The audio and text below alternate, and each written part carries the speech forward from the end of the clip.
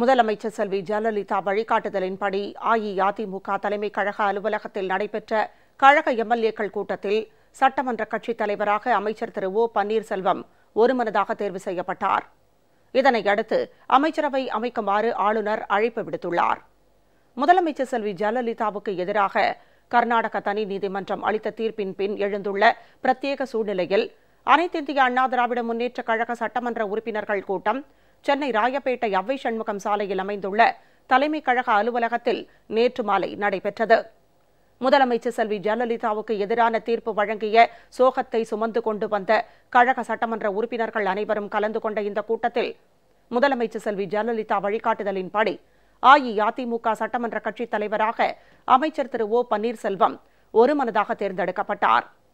அதனைத் தொடர்ந்து சென்னை கிண்டி ராஜ்பவனில் ஆளுநர் டாக்டர் கே ரோசையாவை சந்தித்த திரு ஓ பன்னீர்செல்வம் அஇஅதிமுக சட்டமன்ற கட்சித் தலைவராக தேர்ந்தெடுக்கப்பட்டதற்கான கடிதத்தை அவரிடம் அளித்தார். அதனைத் தொடர்ந்து அமைச்சரவை அமைக்குமாறு ஆளுநர் அவருக்கு அழைப்பு விடுத்தார்.